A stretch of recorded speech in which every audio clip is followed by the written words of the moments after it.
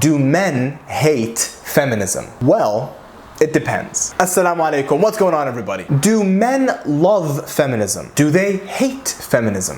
Who has truly benefited from feminism? What if I tell you, in today's day and age, feminism has made men's lives easier and has made women's lives a living hell? Maybe that's hyperbole, maybe it's not. It's most likely not. In my previous videos, we talked about how decades of studies have proven that so-called women's liberation has resulted in the deterioration of mental health for women. And for men, well, they're kind of chilling for now. Today, I'd like to rationally explain why, in an oversimplified manner. Modern day feminism had emerged and tried to blur the lines of gender roles, confuse gender identity, promote sexual degeneracy, and attack marriage, motherhood, the family unit, and men love it.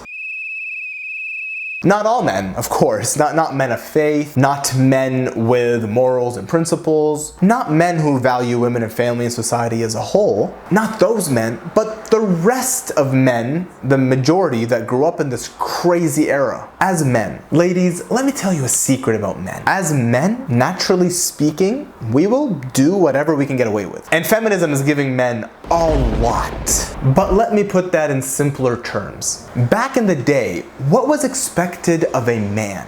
As a man, you were expected to be a productive member of society. In order to gain access to a woman, you had to do the following: have a stable job, meet the woman's father or parents, likely pay a dowry, legally marry the woman, financially provide for the family, protect the family, raise and provide for the children. You had to be a responsible leader of the household. And ladies, that's a lot of pressure. However, nowadays, with modern day feminism, a woman is empowered by her nudity, empowered by her ability to sleep around with as many men as she wants. Got STDs? Don't worry about it. Take some meds. Potential pregnancies? Don't worry about it. We got the pill. Still got pregnant? Don't worry about it. Have an abortion. It's a buffet of degenerate options. No offense to any degenerates out there. And by the way, modern day men are not complaining. Not one bit. Well, some are, but most aren't. Ladies,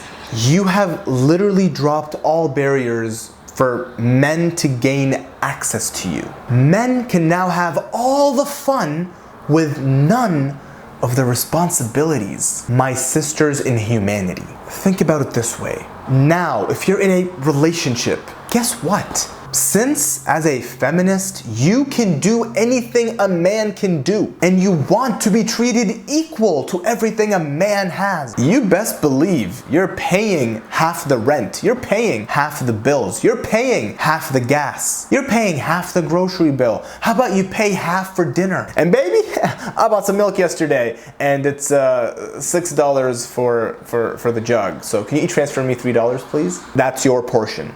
Women now have to work in order to keep up with the bills. They couldn't quit if they tried because now half the financial burden is on them. It used to be fully on men, now women pay half. This is great. Furthermore, women might not be able to even keep the man that they've been dating for God knows how long and sleeping with because there is no legal obligation for him to stay. As a matter of fact, the moment you get knocked up by that irresponsible man, homeboy's gonna Usain Bolt his way out of your life so fast it gives you whiplash. I am getting old.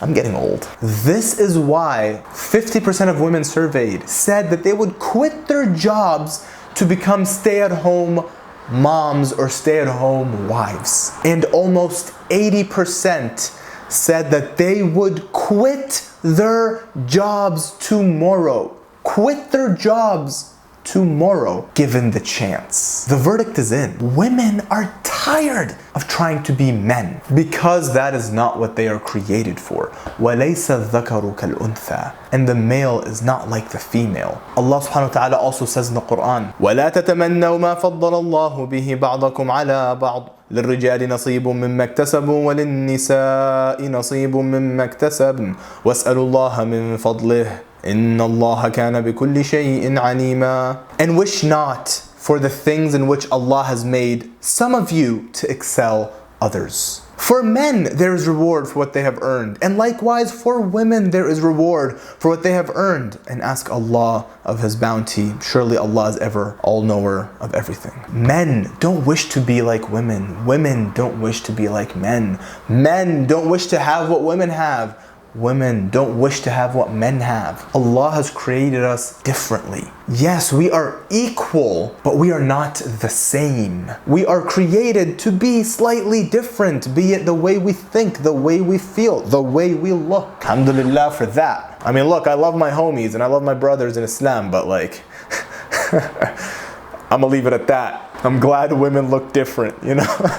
I'm gonna leave it at that. So women are tired of trying to be men. And the real beneficiaries of this whole women's liberation has been men. Not all men, of course, just the men who can take advantage of the feminist system in play. As Muslim men, for example, we can't do that because we have responsibilities in Islam. Responsibilities that Allah subhanahu wa ta'ala has given us. As a man, you have the responsibility of al-qawama, being the maintainers, protectors, leaders of the household. We have the responsibility of an-nafaqa, the financial responsibility to provide for the household. And we have the responsibility of at-tarbiyah, the responsibility to be involved in raising our children correctly and Islamically. Essentially the masculinity that feminists would deem as toxic. In conclusion, ladies, I'm not saying don't study, don't work, don't have your own goals, don't have your own money, but let's be honest with ourselves. Liberalism and capitalism have brainwashed both men and women into thinking that climbing